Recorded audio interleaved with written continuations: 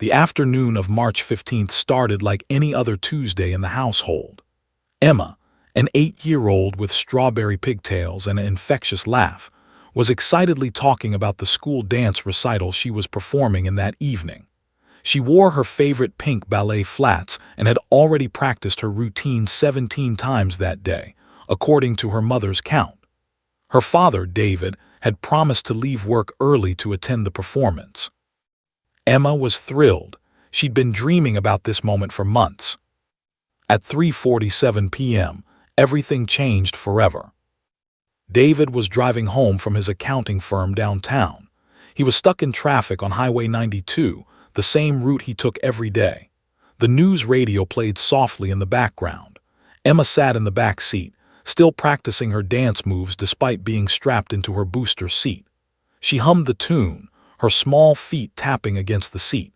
David glanced at her in the mirror and smiled, thinking about how proud he'd be watching her dance tonight. Then came the screeching of tires. A silver sedan ran the red light at full speed.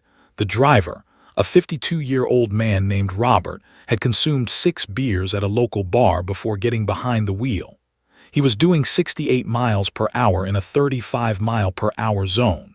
David saw the car coming toward them only 2 seconds before impact.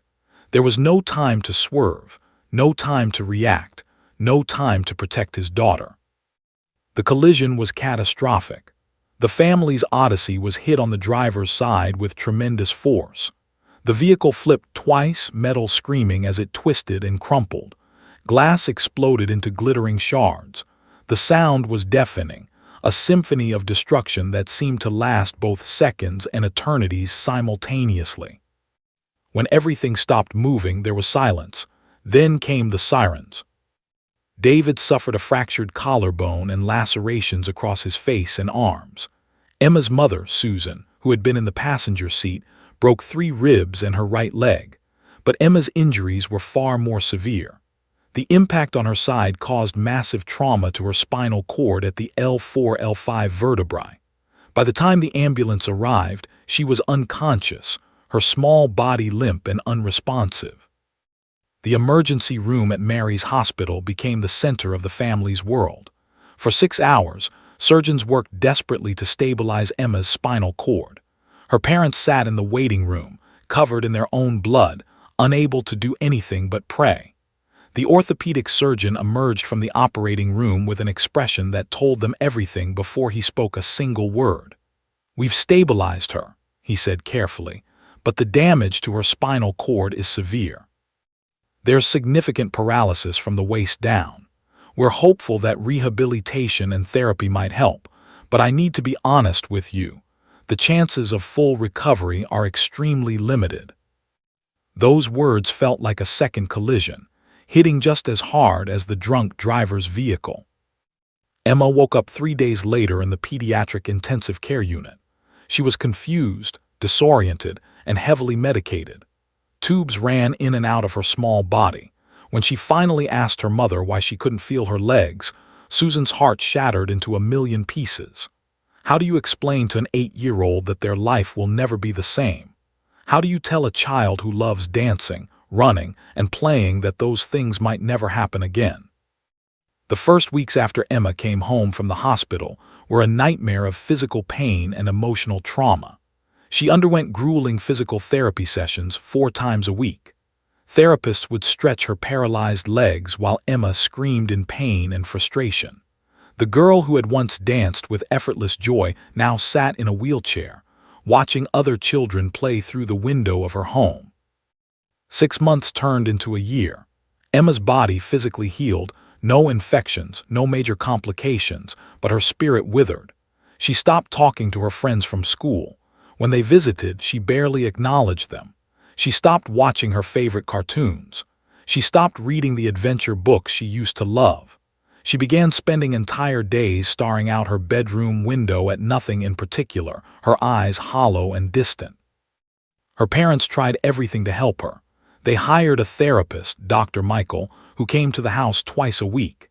Emma would sit silently throughout entire sessions, refusing to engage. They attempted to involve her in adapted sports programs, but she showed no interest. They decorated her room with posters and gifts, but nothing seemed to penetrate the thick wall of depression that surrounded their daughter. By the time 2 years had passed since the accident, Emma had transformed into a ghost of the girl she once was.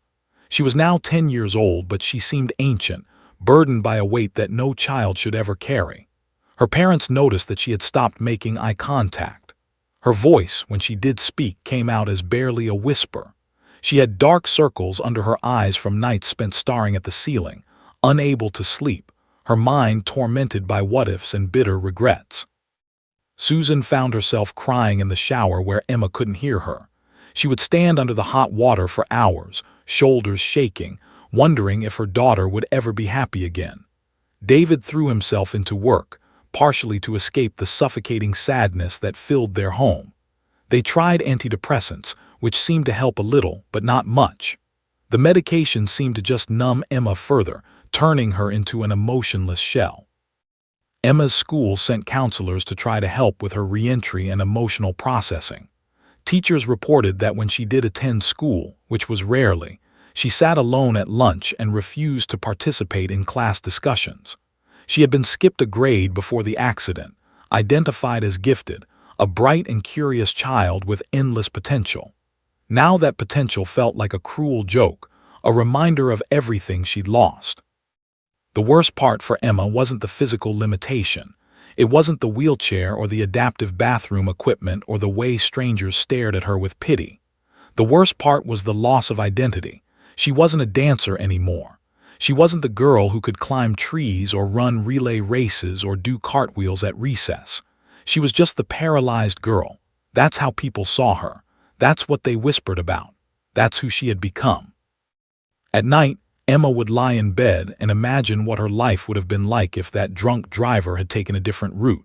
If her father had left work 5 minutes earlier or 5 minutes later. If they had taken the side streets instead of the highway. If. The guilt was almost as crushing as the paralysis. Guilt that she was alive while other people had died in car accidents. Guilt that she was burdening her family. Guilt that she couldn't just accept her situation and move on. 2 years after the accident, Emma had lost hope. She existed, but she was no longer living. Her parents watched helplessly, desperate to save their daughter from the darkness consuming her, but unable to find a way through the impenetrable fog of her depression. Neither they nor Emma knew that rescue was coming, that it would arrive in the form of a frightened, aggressive police dog named Rex, waiting in a shelter across town, equally broken and equally lost. Officer had been walking the streets of Riverside for 12 years. He'd started his career full of idealism and hope, believing that he could make a real difference in his community. Over the years, he'd witnessed the worst of humanity: domestic violence, drug addiction, child abuse, senseless violence. But he'd also learned something equally important. Sometimes a single moment of compassion could change everything. Was 43 years old, divorced, and had no children of his own. His job was his life. He worked the day shift, handling community policing and neighborhood watch programs. He knew most of the regular faces in his patrol area, and they knew him. He wasn't the type of cop who relied on aggression or intimidation. Instead, he believed in building relationships, understanding root causes, and finding solutions beyond arrests and citations. On weekends, volunteered at the Riverside Animal Shelter, about 15 minutes from his apartment. He'd started volunteering there 5 years ago after a particularly brutal week on the job. A domestic violence case had gone wrong, and a woman he'd been trying to help had been hospitalized. Needed something to remind him that the world still contained goodness and innocence. The shelter gave him that. He worked primarily with the dogs, walking them, socializing them, helping with behavioral assessments. The shelter director, a woman named in her 60s, had come to rely on his intuition about animals. He had an almost uncanny ability to read a dog's emotional state, to sense what trauma or abuse had created their behavioral issues. Often joked that should have been a veterinary behaviorist instead of a police officer. It was a Saturday morning in early February when everything shifted. was at the shelter, helping transfer some newly arrived dogs to their kennels. Found him in the back office, looking through intake forms. She had a serious expression on her face. "I need your advice on something," she said, sitting down across from him. "It's not about a dog. Well, it is, but it's also about a person." Told him about a community outreach call she'd received from a social worker named James. Worked with families struggling with various hardships, and had mentioned a case that was particularly troubling. A 10-year-old girl named Emma who had been paralyzed in a car accident 2 years ago. The girl had fallen into severe depression and social isolation. The family was doing everything they could, but nothing seemed to help. Had reached out to asking if there were any animal therapy programs or resources the shelter could recommend. Listened carefully, feeling something stir in his chest, the same instinct that had guided him to volunteer work in the first place. He asked for more details. She didn't have much, just that Emma was 10, lived in the Riverside neighborhood, and had been completely withdrawn from society since her accident. That afternoon, called James and requested to meet with him. They met at a coffee shop near the community center, explained Emma's situation in detail, the accident, the paralysis, the depression, the failed interventions. He described how Emma had once been a bright, curious, animated child, but had become almost catatonic in her grief and trauma. "The family has tried everything," explained, stirring his black coffee. "Therapy, medication, adapted sports programs, support groups. Nothing reaches her. Her parents are desperate. Her mother actually called me last week in tears, asking if there was anything else they could try. I've never seen a case this severe in such a young child." Listened, and as spoke, an idea began forming in his mind. It was unconventional, possibly even risky, but something told him it might work. He asked about Emma's family. Were they open to unconventional approaches? Did they have any flexibility? Said they seemed willing to try almost anything at this point. "I might have an idea," said carefully, "but I need to do some research first." Over the next week, couldn't stop thinking about Emma. He found himself reading everything he could about childhood trauma, spinal cord injuries, depression in children, and animal-assisted therapy. He discovered research showing that animals could help people with PTSD, anxiety, and depression. He read case studies of therapy dogs transforming lives. The more he read, the more convinced he became that something could work here. Then his mind turned to Rex. Rex had arrived at the Riverside Animal Shelter 6 weeks earlier. The dog was a 5-year-old German Shepherd, a former police K-9 from the neighboring county's police department. Rex's file was troubling. He had been trained by a handler known for harsh, abusive methods. The dog had been forced to attack suspects, and when he showed any hesitation or gentleness, he was severely punished. When Rex's original handler retired, the new handler had attempted to retrain him, but the damage was done. Rex had become unpredictably aggressive, snapping at handlers, lunging at other dogs, unable to be trusted in the field. The neighboring police department had deemed him a liability. They offered him to the shelter as a last resort before euthanasia. Most shelters would have refused to take such a dangerous animal, but believed every dog deserved a chance at rehabilitation. Rex had been living in an isolated pen, away from other dogs and visitors. Most staff members kept their distance. The general consensus was that Rex was too damaged, too aggressive, beyond saving. Had spent time with Rex trying to understand the dog beneath the aggression. He saw what others missed. Rex wasn't naturally vicious. His aggression was a defense mechanism, a learned response to trauma and abuse. The dog flinched when people moved too quickly. He had scars on his ears and neck. His eyes held an intelligence mixed with deep sadness. Believed Rex could be rehabilitated with the right approach and the right person. And then the pieces clicked into place. What if Emma and Rex could help each other? Two damaged souls, both carrying trauma they didn't choose, both having been hurt by circumstances beyond their control. Emma needed a reason to engage with the world again, someone who needed her. Rex needed someone to show him that not all humans were cruel, that gentleness and trust were possible. It was a radical idea, possibly even dangerous, but had learned long ago that the best solutions often came from thinking outside the conventional box. He called James again. "I have an unconventional proposal," began. "I can't guarantee it will work, but I think it's worth trying." Listened as explained his idea, bringing Emma to meet Rex, not as a therapy activity, but as a genuine encounter between two broken beings. He explained the research on animal therapy, on dogs helping with trauma and depression. He described Rex and what he believed the dog's presence could offer Emma. "This would be highly unusual," said carefully. "Emma's parents are protective right now, understandably so, and taking a child to meet an aggressive dog could be seen as irresponsible. But," he paused, "I think it's worth presenting to them. They're desperate and they trust my judgment. When can you meet with the family?" 2 weeks later, sat in the family's living room. Susan and David listened as he explained his unconventional proposal. He brought research papers, case studies, and information about service dogs and animal therapy. He spoke carefully about Rex, acknowledging the dog's behavioral challenges while emphasizing his belief in the animal's potential for rehabilitation. Emma's parents were skeptical. How could a dog possibly help their daughter? Wouldn't it be unsafe? Could an aggressive police dog really interact with a child?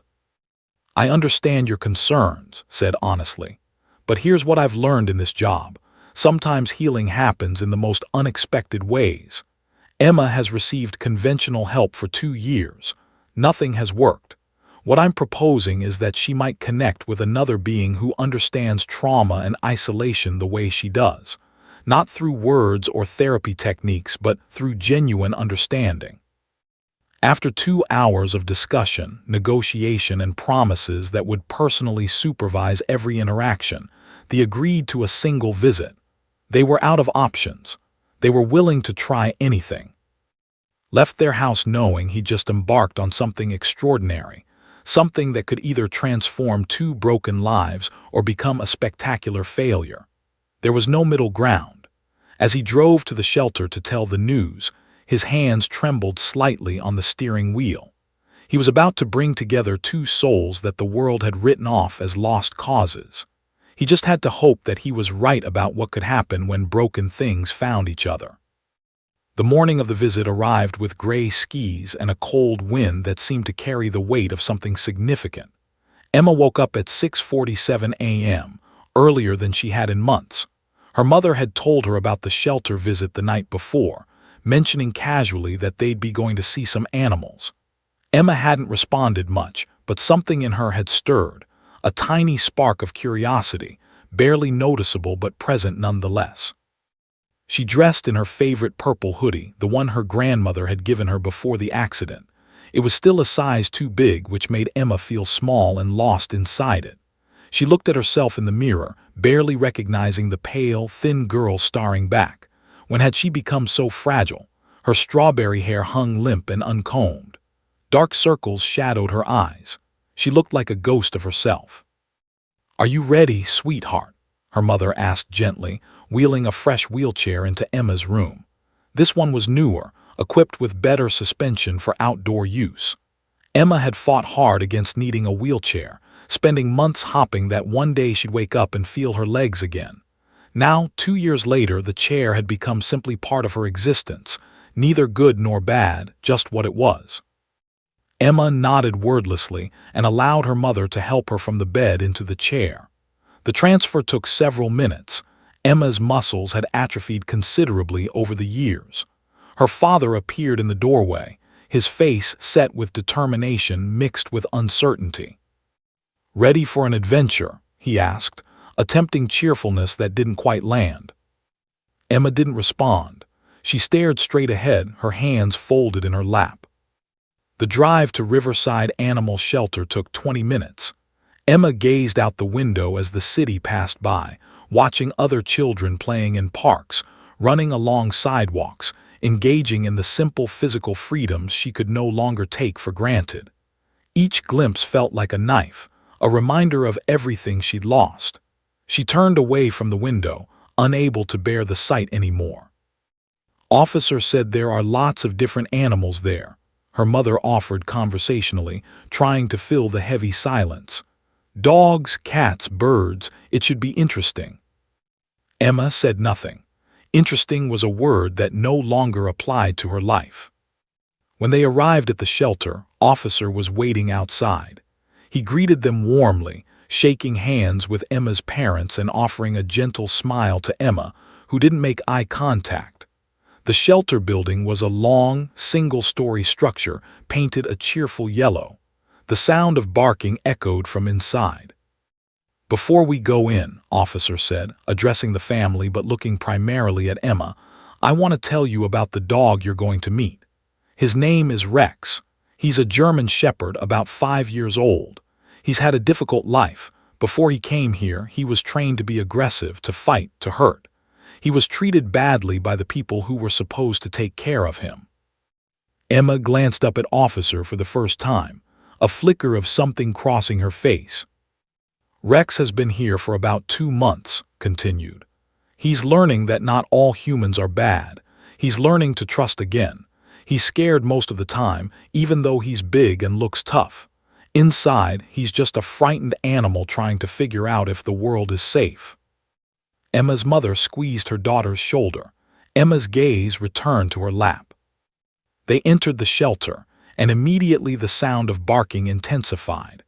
Other dogs were visible in various pens and enclosures: a golden retriever, a couple of mixed breeds, a nervous-looking chihuahua. The smell of dog and disinfectant filled the air. Staff members waved at Officer, who led the family toward the back of the facility. "Rex's area is separate," explained as they moved deeper into the building. "We need to keep him away from other dogs and visitors sometimes because of his behavioral challenges, but I think today will be different." They stopped before a reinforced enclosure at the end of a hallway. Inside, Rex was packing back and forth in agitated patterns. The dog was enormous, easily 90 pounds of pure muscle. His black and tan coat gleamed under the fluorescent lights, but it was his eyes that captured attention: intelligent, wary, tormented. When Rex noticed their approach, he immediately lunged toward the fence with a vicious snarl. His teeth were bared, his ears pinned back. The sound was terrifying, a deep, guttural growl that seemed to vibrate through the entire building. "Jesus," David breathed, instinctively moving protectively toward his daughter's wheelchair. "He's scared," Officer said calmly, as if a 100-pound dog wasn't currently lunging at them with apparent murderous intent. That aggressive display is his defense mechanism. He learned that if he acts dangerous, people stay away. If people stay away, they can't hurt him. Emma's mother looked ready to wheel Emma away immediately. "This is too much. This is frightening her. We need to." But Emma made a sound. It wasn't words exactly. It was a soft exhalation, almost a gasp. She was staring intently at Rex, watching as the dog continued his frantic packing, occasionally hurling himself against the fence before retreating to pace again. "He's not mean," Emma whispered, her voice so quiet that everyone leaned in to hear. "He's scared." Officer smiled slightly, a look of understanding crossing his face. "That's exactly right," he said gently. "He's terrified. He's been hurt so much that he doesn't know how to be anything else." Emma continued staring at Rex. The dog seemed to sense her gaze and paused in his packing. For a moment, an eerie stillness fell over the enclosure. Rex and Emma locked eyes, two broken beings, separated by fence and circumstance, but somehow recognizing something familiar in each other's pain. Can we stay here for a while?" Emma asked, still whispering. Her parents exchanged shocked glances. Emma hadn't expressed interest in anything for so long that this simple request felt revolutionary. "Of course," Officer said, gesturing to some chairs positioned near the enclosure. "Take all the time you need." They settled into the plastic folding chairs. Emma's father sat on one side of her wheelchair, her mother on the other. Officer positioned himself nearby but not intrusive. At first, nothing happened. Rex continued packing, though his aggressive posturing had diminished slightly. Emma watched him with an intensity that suggested she was analyzing something, understanding something. Minutes passed. 5, then 10, then 15. Emma remained motionless, her eyes following Rex's movements. Once, when the dog approached the fence directly across from her, she flinched slightly but didn't look away. "He's trying to decide if you're safe," Officer explained quietly. "Just like you're trying to decide if he's safe. You're both scared. You're both trying to figure out if it's worth the risk to trust." Emma's mother felt tears beginning to form. This was the most engaged her daughter had been in 2 years. It wasn't enthusiasm exactly, but it was something. A connection, however fragile, to another living being. As the afternoon wore on, something subtle began shifting. Rex's packing became less frantic. He approached the fence several more times, but without the aggressive lunging. He would look at Emma, then look away, then look back again.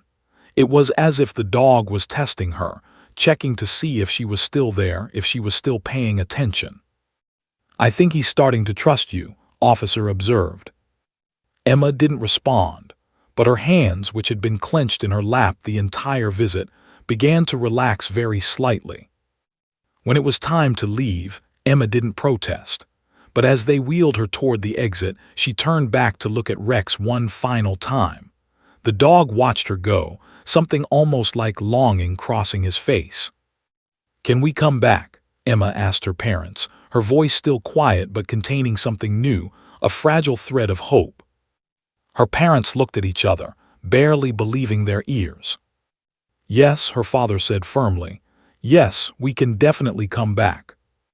That night, Emma fell asleep earlier than she had in months. Her mother stood in her doorway, watching her daughter's peaceful face, wondering if they'd just witnessed the beginning of something miraculous, or if it was simply a single moment of distraction in an otherwise empty existence. Only time would tell. The next morning, Emma was awake before sunrise. This was unprecedented. For 2 years, she had struggled with insomnia, spending nights staring at the ceiling, her mind trapped in cycles of despair and regret. But this morning was different. She felt something she hadn't experienced in a very long time: anticipation. Her mother found her already dressed, sitting by the window in her wheelchair, gazing out at the gray dawn. Emma had even combed her hair, something she rarely bothered doing anymore. "You're up early," Susan said, unable to hide her surprise and cautious joy. "Are you excited about going back to the shelter?" Emma nodded, still looking out the window. "I want to see Rex again." Those 6 words meant more to her parents than Emma could possibly understand. It was the first time their daughter had expressed wanting to do something, to see someone, in 2 years. It was the first sign that she was still capable of desire, of connection, of caring about something beyond her own pain.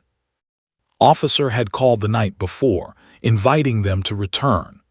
Emma's parents had eagerly agreed, sensing that something significant had shifted in their daughter. Now, as they prepared for the second visit, everyone moved with a sense of purpose that had been absent from their household for so long. When they arrived at the shelter, Officer was waiting again. This time, Emma looked directly at him when they greeted each other. "How are you today, Emma?" he asked gently. "I'm okay," she replied, her voice slightly stronger than the day before. "Is Rex okay?" "I think he's been waiting for you," Officer said, and something in his expression suggested he wasn't exaggerating. They made their way to Rex's enclosure. The dog was lying down when they arrived, a stark contrast to his frantic packing of the previous day. But the moment he heard their approach, his head lifted. His ears perked forward. His tail, which had been tucked during their first visit, began to wag, slowly at first, then with increasing confidence. "Look at that," Officer murmured. "He remembers you." Emma's wheelchair was positioned closer to the fence this time, at Officer's suggestion. He explained that proximity could help build trust, though he assured them that Rex would not be let loose. This was strictly supervised interaction. For the first few minutes, they sat in silence.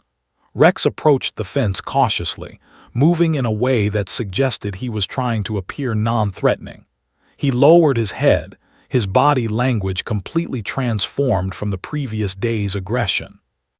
Emma reached out her small hand toward the fence, not quite touching it, just extending it in Rex's direction. The dog noticed the movement and took another careful step forward. His nose extended, sniffing the air between them. "Can I touch him?" Emma asked Officer. "You can touch the fence," replied carefully. "But not him directly, not yet. We need to go slowly." Emma pressed her palm against the chain-link fence. Rex moved closer, his nose nearly touching the fence where her hand was positioned. It wasn't actual contact, but it was a bridge, a connection across the barrier. "Hi, Rex," Emma whispered. "I'm Emma, I came back." The dog's tail continued wagging. Officer had brought a notebook and was making observations, documenting Rex's behavioral changes. This was remarkable. The dog, who had lunged aggressively at visitors just yesterday, was now showing signs of genuine affection. "You know what?" Emma said softly, her eyes never leaving Rex's face. "I know exactly how you feel." Officer leaned forward slightly, listening carefully. "They hurt me too," Emma continued, her voice growing quieter. "Not like the people who hurt you, but they hurt me. A man who was drunk got behind the wheel of his car and he crashed into us. He didn't mean to hurt me specifically, but he did. And now everyone looks at me like I'm broken, like I'm something to feel sorry for. They whisper when they think I can't hear them." Rex's ears twitched, responding to the emotion in her voice rather than the words themselves. "And I'm so angry," Emma said, and for the first time, genuine emotion cracked through her carefully maintained monotone. "I'm angry at the drunk man. I'm angry at my own body for not working. I'm angry that I can't dance anymore. I'm angry that I have to sit in this stupid wheelchair. I'm angry that everyone treats me like I'm not even a real person anymore." Her hands were shaking now, pressed against the fence.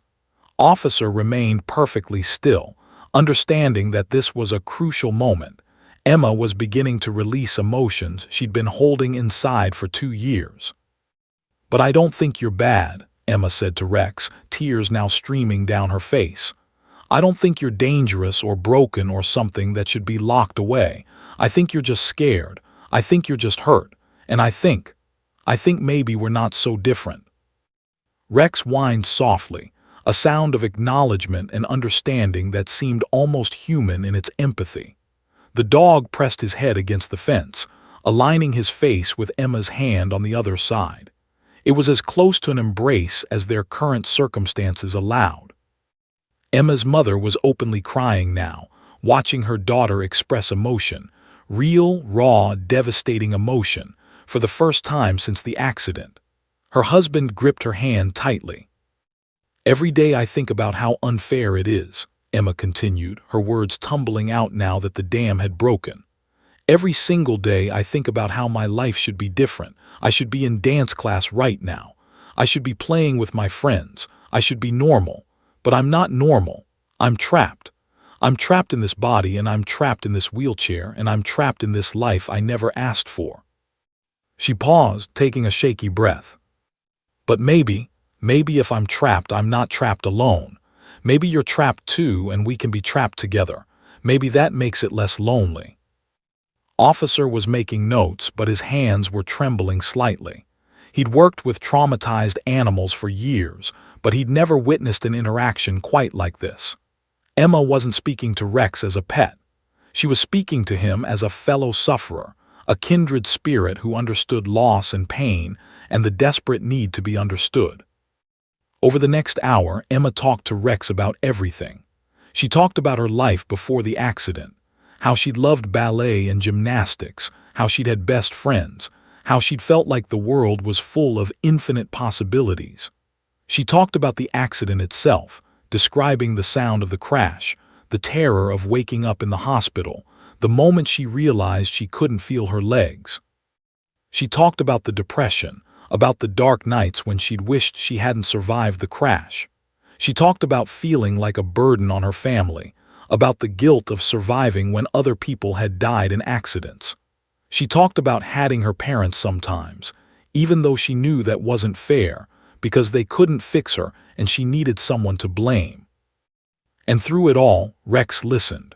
The dog never took his eyes off Emma. He remained pressed against the fence, his presence steady and constant, offering something that no therapist had been able to provide: unconditional acceptance of her pain. When it was time to leave, Officer said something that neither Emma nor her parents expected. "I'd like to suggest something," he said carefully. "If your family is willing, I'd like Emma to come back more frequently, every day if possible. There's a connection forming here that I believe could be genuinely therapeutic for both of them." Emma's parents exchanged glances. This was what they'd been hoping for, but they'd been afraid to hope too much. "How often?" Emma's father asked. "Daily if you can manage it," Officer replied. "Even if it's just for an hour. I think the consistency, the routine is important, and I think Rex needs this as much as Emma does." As they were leaving, Emma turned back one more time to look at Rex. The dog was sitting calmly, his tail wagging gently, his eyes tracking Emma's departure. "I'll be back tomorrow," Emma promised. "I promise, Rex, you're not alone anymore. I'm not going to abandon you like everyone else did." In the car on the way home, Emma was quiet, but it was a different kind of quiet than before. Her silence now contained reflection, processing, the weight of emotional release.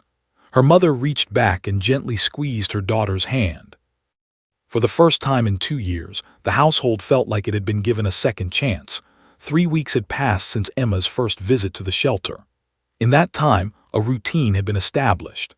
Every afternoon after Emma finished her homeschooling lessons, her parents would drive her to Riverside Animal Shelter. They'd spend an hour with Rex, and during that hour, Emma had transformed into someone her parents barely recognized, someone more alive, more present, more like the girl she used to be. Officer had been meticulously documenting the changes. He maintained detailed notes on Rex's behavioral improvements and Emma's emotional development. The data was remarkable. Rex's aggressive posturing had completely ceased. He no longer lunged at other staff members. He'd been introduced to other dogs in controlled environments and had shown no signs of aggression. The transformation was nothing short of miraculous. But more importantly, Emma had come alive. She was eating better. She was sleeping through the night. She was talking more, not just to Rex but to her parents as well. She'd even asked to return to school, attending classes 3 days a week. Her schoolwork had improved dramatically. Teachers reported that she was participating in discussions again, asking questions, engaging with material. However, there remained one barrier between Emma and Rex: the fence. Office had been carefully considering this obstacle. He consulted with the shelter's behavioral psychologist, Dr. Sarah Mitchell, about whether direct contact could be facilitated safely. Dr. Mitchell reviewed all of Officer's notes, watched video footage of their interactions, and came to a conclusion that both excited and terrified him. "I believe they're ready," Dr. Mitchell said during a meeting with Officer and the shelter director. "The psychological connection is already there. The fence is really just a physical barrier at this point. What concerns me is making sure the transition happens in the safest way possible." "What if we do it in a controlled environment?" Officer suggested. "A designated area where we can monitor everything, where there's plenty of space, where either party can retreat if needed." "That could work," Dr. Mitchell agreed. "But I want to be very clear, this is experimental. We're in uncharted territory. Both the girl and the dog are highly emotionally invested in each other. If something goes wrong, it could be traumatic for both of them." Nodded thoughtfully. "What about the legal liability? If something happens, if Rex injures Emma?" "He won't," Officer said with absolute certainty. I've never been more certain of anything in my life. That dog has had every reason to remain aggressive, and he hasn't. He's chosen gentleness. He's chosen trust. I believe he's going to continue choosing those things. A meeting was arranged with Emma's parents. Officer explained the proposal carefully, presenting all the risks alongside the potential benefits. Emma's mother was initially horrified. "You want to let our daughter near an aggressive dog," she said, her voice rising. "Off-leash? Are you insane?" "He's not aggressive anymore," Officer explained patiently. "And he wouldn't be completely unsupervised. I would be there. Dr. Mitchell would be there. We would take every precaution.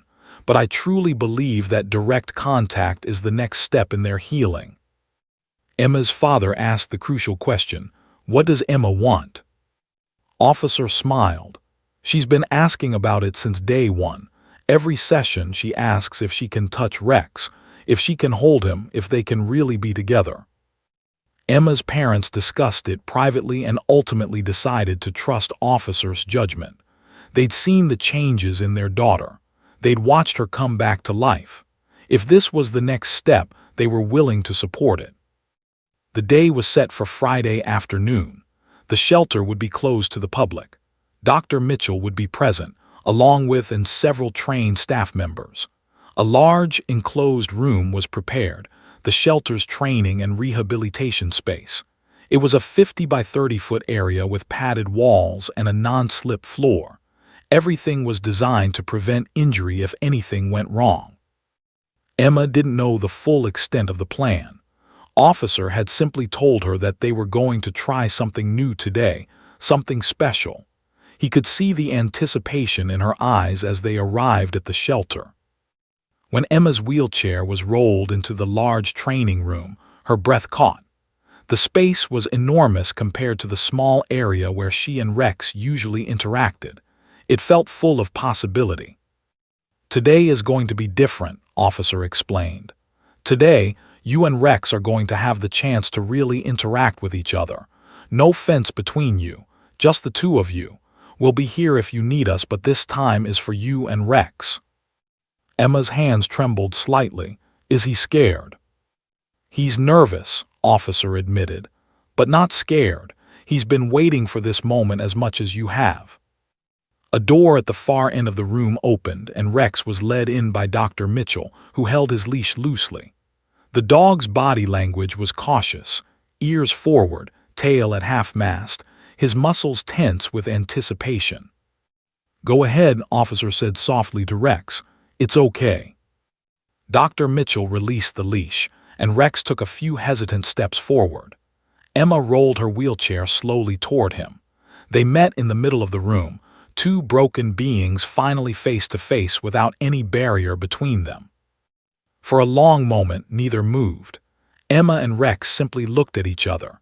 The dog's tail began to wag slowly, uncertainly, as if he couldn't quite believe this was real. "Hi, Rex," Emma whispered. "It's really you, it's really us." She extended her hand, palm up, just as she had done against the fence countless times. This time, there was nothing between them. Rex moved forward cautiously and gently pressed his nose into her palm. His whole body began to tremble, but not with aggression, with emotion. "It's okay," Emma said softly. "You're safe, I'm here, I'm not going anywhere." Officer watched from a distance, Dr. Mitchell beside him, both barely breathing. Stood behind them, her hand covering her mouth as tears began to stream down her face.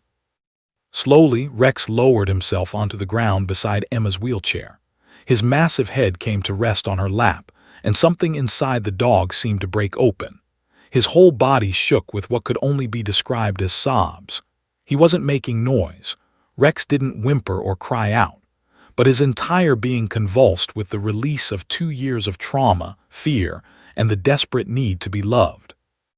Emma bent forward as much as her paralyzed body allowed and wrapped her arms around the enormous dog's neck. Her face pressed against his fur, and she began to cry as well, not tears of sadness this time, but tears of connection, of being understood, of no longer being alone in her suffering. "I've got you," Emma whispered against Rex's ear. "I've got you and you've got me.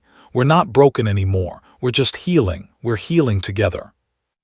They remained like that for what felt like hours, but was only about 15 minutes. Officer and Dr. Mitchell allowed the moment to continue uninterrupted. This was sacred ground, two souls recognizing each other across the wasteland of their respective traumas. When they finally separated, Emma's face was wet with tears, and Rex's fur was matted with her tears and his own emotional release. But both looked transformed. Emma's face contained a peace that hadn't been there before, a resolution, as if she'd finally found the answer to a question she'd been asking her entire life since the accident. Rex's eyes, which had held wariness and pain for so long, now contained something almost transcendent: acceptance, love, belonging. "I want to adopt him," Emma said suddenly, her voice clear and certain. "I want Rex to come home with us. I want him to be mine. I want to be his." Officer glanced at Emma's parents. He'd prepared them for this possibility, but seeing their daughter's certainty, seeing the connection between the girl and the dog, made it feel inevitable rather than merely possible. "We'll need to discuss the details," Emma's father said, his voice thick with emotion. "But yes, sweetheart, we can make that happen." Emma turned back to Rex, burying her face in his fur once more. "Did you hear that? You're coming home with me. We're going to be together. You're going to be my dog and I'm going to be your person. We're going to take care of each other." Rex's tail wagged with such force that his entire back half wiggled. He licked Emma's face repeatedly, and for the first time since the accident, Emma laughed, a genuine, unbridled, joyful laugh that seemed to fill the entire room with light. Officer felt tears on his own cheeks. He'd believed this was possible, but seeing it actually happen was beyond anything he'd imagined. Two broken souls had found each other, and, in finding each other, had discovered that they weren't broken at all. They were simply two beings who had been waiting for someone to understand them, someone who could see past the scars and the trauma to the goodness that remained underneath. The breakthrough moment had arrived. Everything that came next would build from this foundation. This moment when a paralyzed little girl and an aggressive police dog finally discovered that they were exactly what the other had been searching for all along. The weeks following that breakthrough moment were unlike anything the Riverside Animal Shelter had ever witnessed. Word of Emma and Rex's extraordinary connection began to spread through the facility, then through the community. Staff members would make excuses to work shifts when Emma visited, hopping to catch glimpses of the remarkable pair. Visitors to the shelter heard, whispered stories about the paralyzed girl and the aggressive dog who had healed each other. Officer maintained meticulous records of Rex's behavioral changes. The data was extraordinary. Prior to Emma's visits, Rex had shown aggression in 87% of interactions with staff members. By the end of the first month of daily visits, that number had dropped to 0. The dog had been introduced to 5 different dogs in controlled environments, and he'd shown no signs of dominance or aggression toward any of them. In fact, he'd been gentle, almost protective of the smaller, more vulnerable animals. Dr. Sarah Mitchell, the shelter's behavioral psychologist, was so fascinated by the case that she'd begun writing preliminary notes for a potential research paper. She'd seen animal therapy work before, but never with this level of efficacy, never with such dramatic results in such a short. "What we're witnessing is unprecedented," Dr. Mitchell commented to Officer one afternoon as they watched Emma and Rex interact in the training room. Rex had his head resting on Emma's lap while she read aloud from a book she'd brought from school. The dog's trauma response has essentially been erased. It's as if Emma's presence has rewired his entire neurological response to human interaction. "It's not just the dog changing," Officer replied, gesturing toward Emma. "Look at her." Emma had gained weight, healthy weight, not the gaunt, skeletal appearance she'd had for years. Her skin had more color. Her hair was always neatly styled now. She wore clothes with patterns and bright colors instead of the shapeless gray sweats she'd favored before. But more than the physical changes, there was a light in her eyes that hadn't been there before, a spark of hope, of purpose, of connection to life. Emma's academic performance had improved dramatically. Her teachers reported that she was now one of the most engaged students in her classes. She participated in discussions, asked thoughtful questions, and completed assignments with care and attention. Her grades had jumped from and to As and within a single month. Most remarkably, Emma had rejoined her school's adapted sports program. She was participating in adaptive swimming and wheelchair basketball, activities she'd refused to consider for 2 years. When her mother asked what had changed her mind, Emma's answer was simple: "Rex believes in me, so I have to believe in myself." Her parents noticed that Emma's mood had stabilized in ways that months of medication and therapy never achieved. She still had difficult days, still experienced moments of sadness or frustration, but the crushing, all-encompassing depression had lifted. She was capable of joy again. She laughed. She made plans. She thought about the future. At the shelter, Emma had become something of a celebrity among both staff and regular visitors. People would ask Officer about the girl with the dog and request to watch their interactions. Had to establish boundaries to protect Emma and Rex's privacy and ensure that the sanctuary of their connection wasn't disrupted by curiosity seekers. Rex's transformation was equally dramatic but manifested differently. The dog had always been intelligent. The abuse hadn't damaged his mind, only his trust. As Rex began to heal emotionally, his intelligence became increasingly apparent. He learned commands quickly and seemed genuinely eager to please, not out of fear, but out of genuine affection and desire to connect. The shelter director had begun receiving inquiries about Rex from potential adopters. The dog's remarkable transformation had made him something of a local legend. However, received strict instructions from Officer, Emma's parents, and Dr. Mitchell. Rex was not to be adopted by anyone else. Everyone involved in the case understood, without needing to explicitly state it, that Emma and Rex were meant to be together. 6 weeks into their daily visits, Emma's father approached Officer with a formal question. "What would the process be for us to officially adopt Rex? What do we need to do?" Officer smiled. He'd been waiting for this question. "I've already been preparing the paperwork," he admitted. "I wanted to make sure you were completely committed before we moved forward, but I think we're ready. I think it's time to make this official." The adoption process, which would normally take weeks, was expedited. Dr. Mitchell provided a detailed report documenting Rex's behavioral transformation and his suitability as a service animal. Officer submitted documentation of Rex's rehabilitation and readiness for placement. Emma's parents completed all necessary paperwork and attended a required meeting with shelter staff to discuss the responsibilities of adopting a dog with Rex's history. Throughout the second month of visits, Emma began training with Rex in earnest. Officer had connected them with a service dog trainer named Michael, who specialized in dogs working with children with mobility challenges. Was initially skeptical about Rex. The dog's history of aggression was concerning, but after observing a single interaction between Emma and Rex, he became a believer. "I've never seen a dog so attuned to a handler," commented after their first training session. "It's like they're telepathic. He anticipates her needs before she even expresses them. This is special." By the beginning of the third month, Rex had learned to perform genuine service dog tasks. He could pick up items Emma dropped and place them in her lap. He could open doors by pulling on specifically designed handles. He could alert her parents if Emma's blood pressure or heart rate seemed unstable, responding to subtle changes in her body chemistry that even medical monitors might miss. He'd become not just a companion, but a genuine service animal, a partner in Emma's daily life. The transformation extended beyond just Emma and Rex. Emma's mother had started volunteering at the shelter 2 days a week, helping with other animals and sharing Emma's story with visitors. Her father had connected Officer with a local news station, which resulted in a feature story about the remarkable recovery of both girl and dog. That news story changed everything.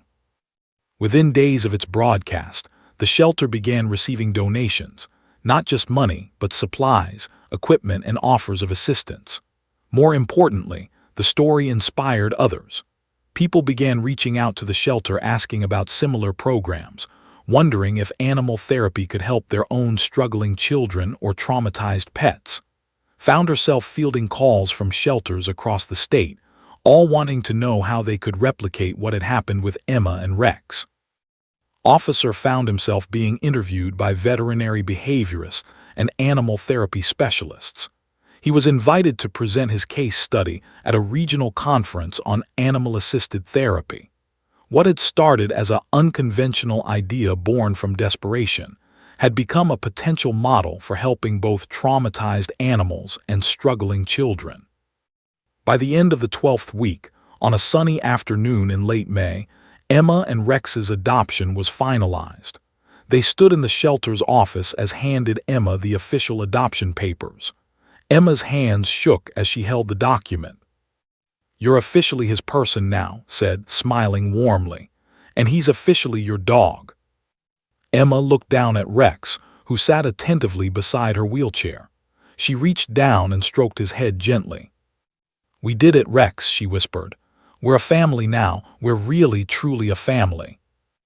Rex's tail wagged in response, but more than that, his entire body seemed to relax into a state of contentment. The dog had finally found what he'd been searching for all along, a person who understood him, who didn't judge him for his past, who loved him unconditionally, who needed him as much as he needed her. Officer stood in the background, documenting this moment with his phone camera. He would send it to Dr. Mitchell with a simple message: "The transformation is complete." But he knew, and everyone who had witnessed this journey knew, that the real transformation had only just begun. Emma and Rex were just starting their life together, but the foundation had been laid in the shelter over these 12 weeks. Everything that came next would be built on the bedrock of their connection, two broken beings who had discovered that together they were whole. 3 months after Emma and Rex's first meeting at the shelter, Officer requested a formal meeting with Emma's parents.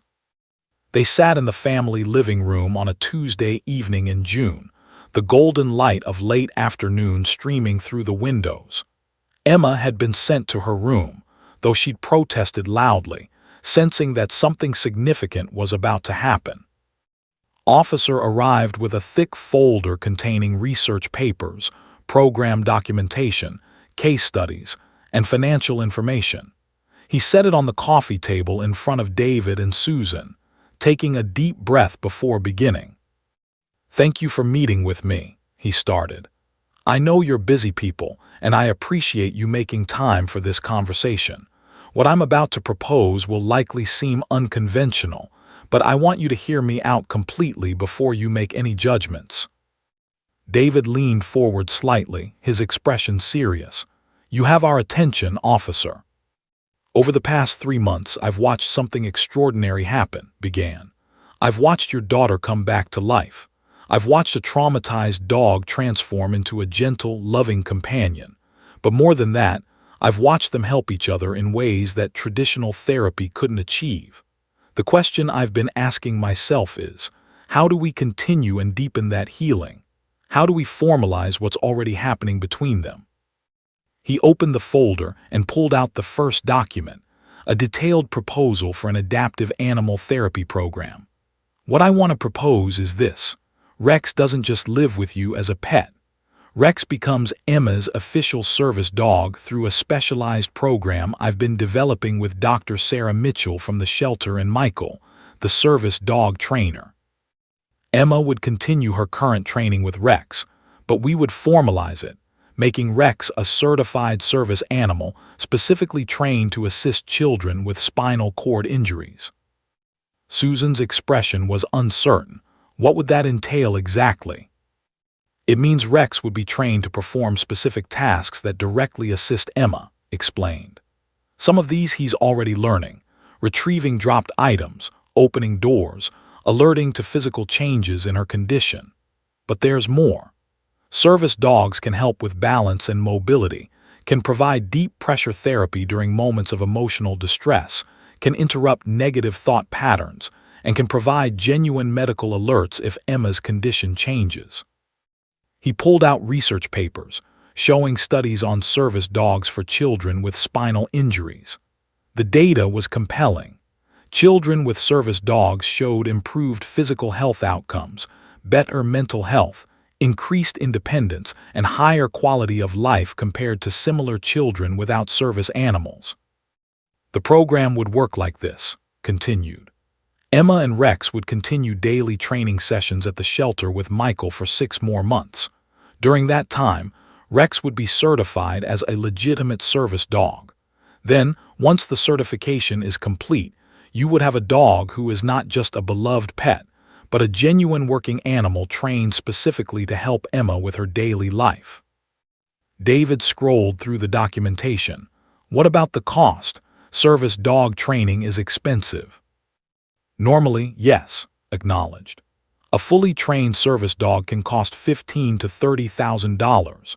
However, given the extraordinary circumstances of Emma and Rex's case, and given that Rex's rehabilitation was essentially completed by Emma's emotional support rather than traditional training methods, I've secured funding. The shelter has committed funds, I've personally contributed to a trust, and several local businesses have donated to cover the training costs. Your family would not bear the financial burden. Susan had tears in her eyes. This is incredible, but I have to ask, is this realistic? Can Rex really become a certified service dog, given his history? That's an excellent question, said seriously. And the honest answer is, yes, he can. Rex's aggression was a trauma response, not an inherent character flaw. He's proven over these 3 months that he's capable of incredible gentleness, focus, and emotional intelligence. More importantly, he has an unprecedented bond with Emma. I've never seen a dog more motivated to please a handler. Michael, who has 20 years of experience training service dogs, has confirmed that Rex has all the qualities necessary to be a successful service animal. David and Susan exchanged glances. The hope in their eyes was almost painful to witness. There's something else I want to propose, said carefully. Once Emma and Rex complete their certification, I'd like to use their case as a model for a new program at the shelter. We would work with other children facing similar challenges, mobility issues, trauma, depression, and match them with dogs who have behavioral or trauma issues of their own.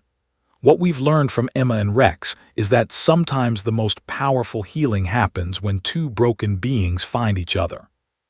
You're talking about turning this into a permanent program, David said, understanding the implications. I am, confirmed, but only if you agree. Emma and Rex would be the blueprint, the proof of concept. I want to name it after them, the Emma and Rex Healing Hearts Program, but I want their permission and participation. For several minutes there was silence in the room. Susan was openly crying now, tears of joy streaming down her face. David had his arm around his wife, his own eyes glistening. We need to talk to Emma, Susan finally said. She needs to be part of this decision. Officer nodded. I was hoping you'd say that. In fact, I think she should make the final decision herself. Emma was called downstairs, suspicious and curious. When Officer explained the proposal, her reaction was immediate and overwhelming. She began crying, not from sadness, but from the realization that what she and Rex had found together was going to be formalized, recognized, and made permanent. You mean Rex is going to be my real service dog? Emma asked, her voice trembling. Like officially, he's really going to be mine forever. If you want him to be, Officer replied. But here's what I need from you, Emma. If we do this, if we make Rex your certified service dog, then you have to commit to the training. You have to show up every single day. You have to work hard. You have to be responsible for this dog's and his training.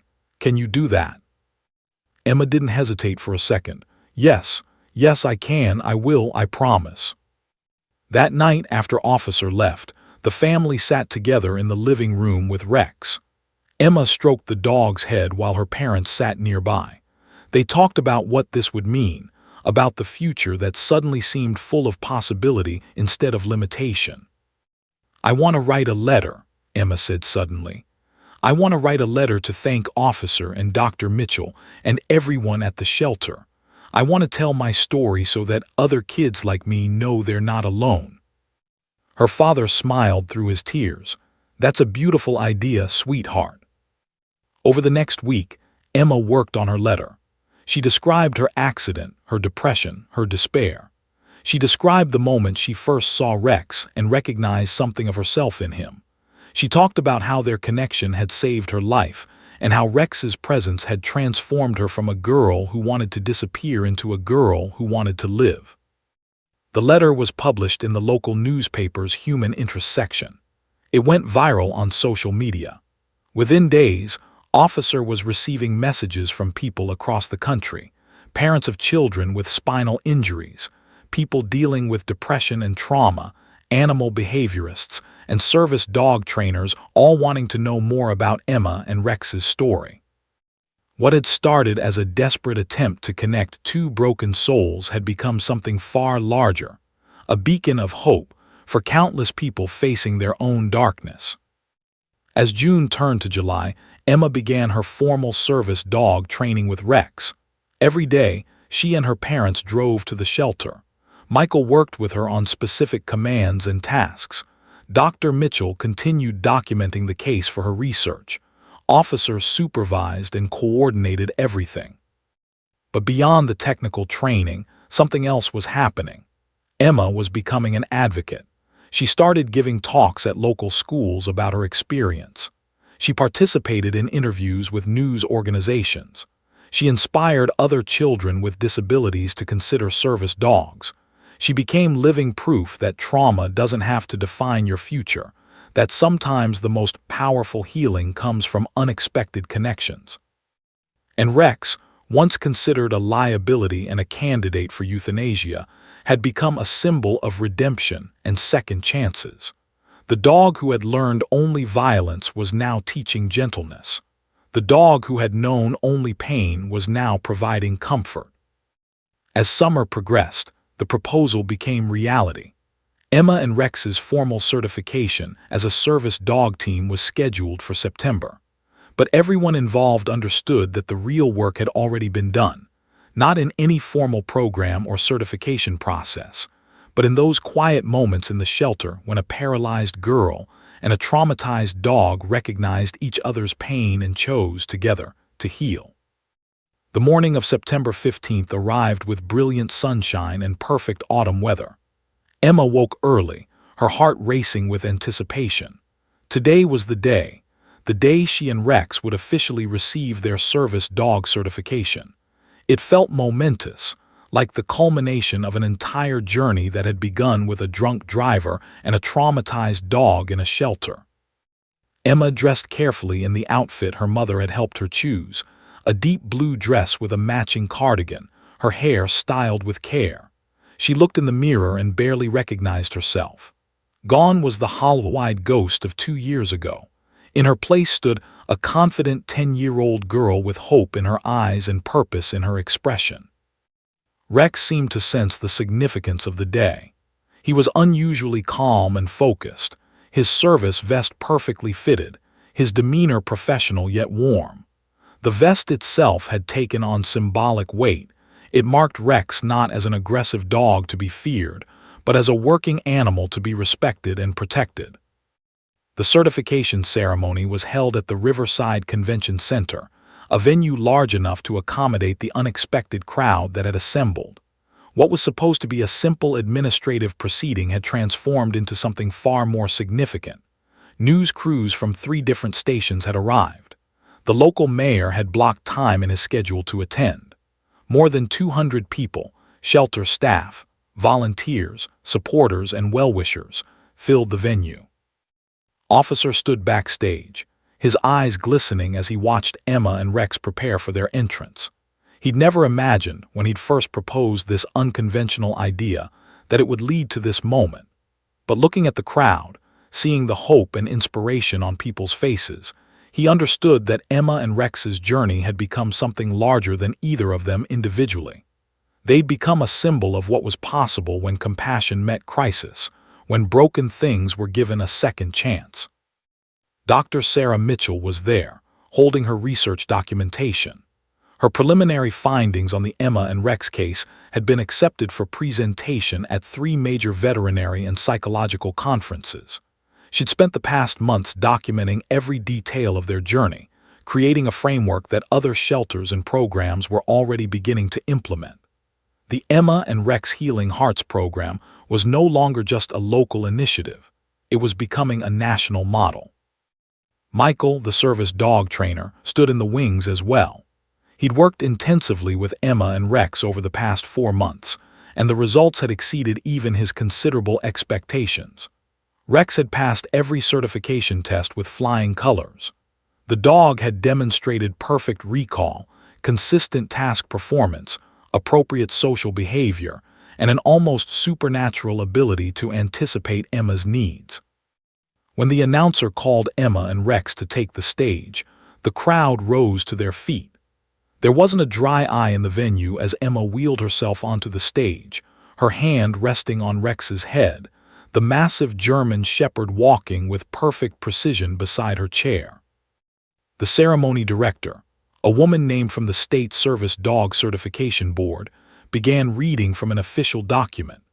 She recounted Emma and Rex's story, how a girl facing darkness had found light in an unexpected companion, how a traumatized dog had discovered that trust and love were possible, how together they had transformed not just their own lives, but the lives of countless others who had witnessed their journey.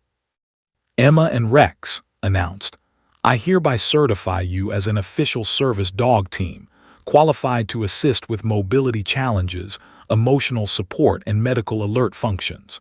You have demonstrated exceptional, unbreakable bond and remarkable dedication to your partnership. You are officially recognized as a certified service dog team." The crowd erupted in applause. Emma was crying, laughing, and hugging Rex simultaneously. Her parents, sitting in the front row, were openly weeping. Officer's chest felt so full of emotion that he thought he might burst. But what happened next was even more extraordinary. People began coming onto the stage, not just the officials and organizers, but members of the community. A woman who had adopted a traumatized dog from the shelter after hearing Emma's story. A boy in a wheelchair whose parents had just begun service dog training with a dog from the Healing Hearts program. A man who had worked as a police officer and had been struggling with PTSD until he'd gotten a rescue dog. An elderly woman whose shelter dog had helped her through a period of severe depression. Each person came forward to share their story, to thank Emma and Rex for inspiring them to believe that healing was possible, that second chances existed, that broken things could become whole again. After the ceremony ended, there was a reception in the convention center's main hall. Emma and Rex were surrounded by well-wishers, photographers, and people wanting to share their own stories of rescue and redemption. Emma moved through the crowd in her wheelchair, and it struck everyone present that she was no longer the girl people. She was the girl people admired, the girl who had triumphed, who had inspired, who had changed the world. Officer found himself surrounded by people wanting to discuss the Healing Hearts program. A woman from a major animal welfare organization presented him with a grant offering to help expand the program to 5 additional shelters across the state.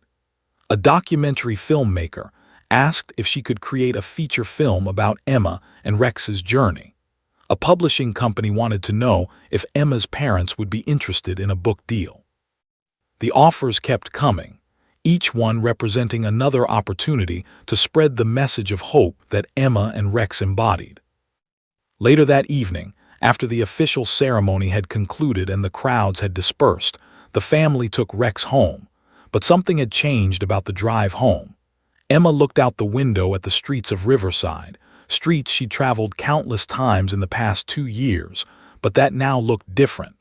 They weren't the streets of a confined, depressed girl anymore. They were the streets of a future filled with possibility.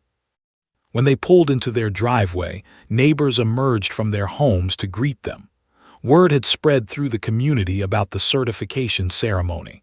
A banner had been hung across their fence. "Welcome home, service dog Rex." Emma's father helped her from the car, and she settled into her wheelchair. Rex walked beside her as they wheeled up the ramp, a ramp that had once represented limitation but now represented access, possibility, and independence. That night, Emma sat at her desk and began writing in her journal. She'd started journaling 3 months ago, something doctor had suggested, and it had become therapeutic, a way to process her feelings and document her journey. "Today Rex and I became official," she wrote. "We're not just a girl and a dog anymore. We're a service dog team. We're certified. We're legitimate. But I keep thinking that we were always legitimate, always real, always meant to be together. The certificate just made official what we already knew, that we save each other every single day." I was thinking about who I was a year ago. I was so angry. I was so sad. I didn't think anything could ever change. I thought my life was over before it really began. I thought I would never be happy again, never have purpose, never matter to anyone. But then Rex came into my life, and I realized that sometimes the people or dogs we think are most broken are actually the most capable of healing. Rex was labeled dangerous. He was written off. Nobody believed he could change. But he did. He changed because someone officer believed in him. He changed because I saw something in him that nobody else saw. And I changed too. People looked at me and saw a tragedy. They saw a disabled girl. They saw someone to pity, but Rex looked at me and saw someone who understood him. He saw someone who had been hurt just like he had. He saw someone worth loving. I used to think my life was defined by what I lost, but now I know my life is defined by what I found. Over the following weeks and months, Emma and Rex's impact continued to ripple outward. The Healing Hearts program expanded to neighboring counties. Emma was invited to speak at schools, hospitals, and community centers. Media outlets continued to cover her story, and with each telling, more people were inspired to believe in second chances, in the healing power of compassion, in the extraordinary things that could happen when broken beings found each other. Rex became a fixture in the community, no longer seen as an aggressive dog, but as a symbol of transformation. Children who had previously feared him now asked to pet him. Adults who had heard his story stopped Emma on the street to thank her for changing their perspective on rescue animals. 1 year after their first meeting at the shelter, on a warm afternoon in September, officer visited the home. Emma and Rex were in the backyard, Emma doing physical therapy exercises while Rex sat attentively nearby, ready to assist if needed. The girl who had once been unable to imagine a future now spent her days planning one. "I wanted to tell you something," officer said, sitting on the patio beside Emma's parents. "The Healing Hearts program has officially launched in 8 shelters across the state. We have 37 children matched with dogs, and we're getting applications from families and shelters in 12 other states. What you and Rex started here has become a movement." Emma wheeled over to join the adults, Rex moving seamlessly beside her. "It's because people want to believe that good things can happen," she said, her voice carrying the wisdom of someone who had lived through darkness and emerged into light. "People want to believe that broken things can be fixed. They want to believe that second chances are real." Officer smiled, looking at the girl and the dog who had changed everything. "You're absolutely right, Emma, and thanks to you and Rex, everyone who's part of this program gets to experience that belief becoming reality." As the sun began to set over the home, casting golden light across the backyard, Emma and Rex sat together, a girl in a wheelchair and a service dog who had once been deemed too dangerous to live. They'd come so far from that first meeting at the shelter, from those tentative moments separated by chain-link fence.